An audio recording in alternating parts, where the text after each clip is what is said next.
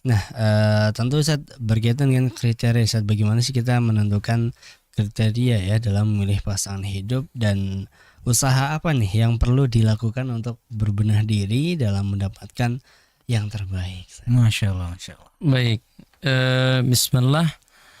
Eh, Kriteria pasangan hidup yang dianjurkan oleh Rasulullah SAW itu jelas, ya. Di mana Rasulullah SAW mengatakan dinikahi seorang wanita itu karena 4 alasan, ya. Kemudian Rasulullah menyebut keempat-empatnya. Namun Rasulullah mengatakan pada bagian yang keempat, fadfar bidzatid din taribat yadak, ya. Maka pilihlah agamanya sehingga engkau mendapatkan kebahagiaan. Artinya kita memilih wanita yang kita nikahi adalah karena agamanya. Ya, arti agama di sini kompleks, ya. Dia adalah orang yang mampu mengamalkan apa yang diketahui dari ilmu agama tersebut. Beradab, kemudian dia benar-benar menjalankan perintah-perintah agamanya, sholatnya dijaga, hak-hak Allah dijaga, dan kemudian dia tidak menjadi orang yang membanggakan diri atau meninggikan dirinya kepada pasangan-pasangannya. Nauzubillah min dzalik. Artinya dia benar-benar hormat. Jika dia seorang wanita, hormat kepada suaminya. Jika dia seorang laki-laki, dia tidak akan merendahkan wanita yang menjadi pasangannya. Nah, karena kebanyakan kasus, ya, walaupun dia sudah punya agamanya matang, agamanya itu udah ngaji sana sini kan gitu, tapi adabnya kurang. Oh iya benar. Ya, adabnya kurang. Ada. Sehingga penting bagi kita bahwa adab dari seorang istri itu juga perlu kita perhatikan.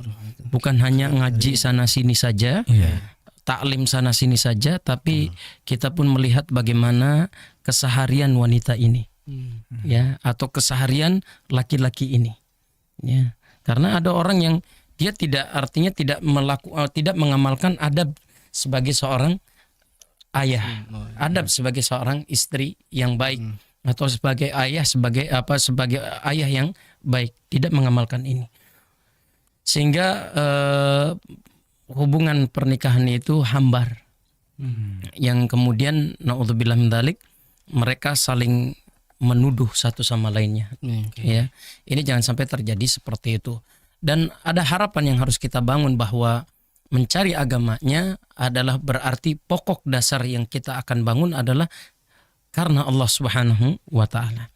Ingin menjaga keburukan diri kita dengan adanya pasangan hidup kita. Apa keburukan kita itu?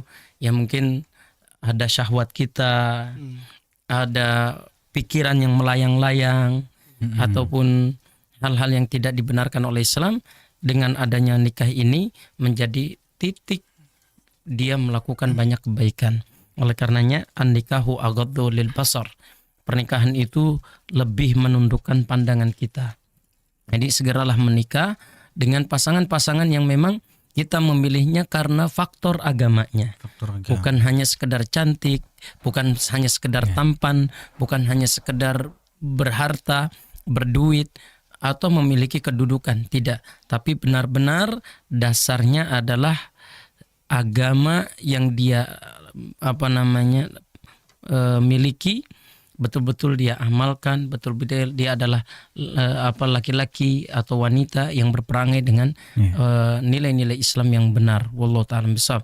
Ini dari sisi memilih kriteria seorang yang akan menjadi pasangan kita. Kemudian adapun terkait dengan